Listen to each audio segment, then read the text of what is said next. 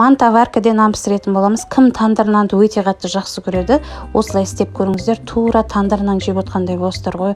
Жұмсақ, дәмді болып шығады. Ол үшін ең алдымен қамырынан бастайтын боламыз. Барлық құрамдарды біріктіріп, жұмсақ қамыр илейміз. Қамырды жарты сағатқа қоясыздар. Менде жарты сағат осылай ашып қалды. 2 есе 3 есе көтеріліп.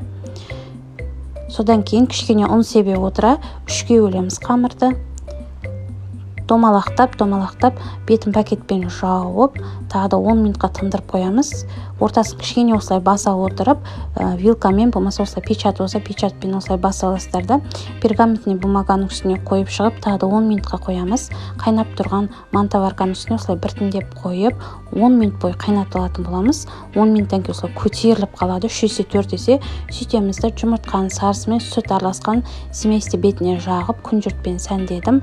250 градус температурада қызып тұрған пешкеде 15 минут бойы пісіріп алдым. Сонымен өте дәмді нанымыз дайын болды. Қыздар, осылай бір рет болсын жасап көріңіздер, өкінбейсіздер, дәмі керемет болып шығады.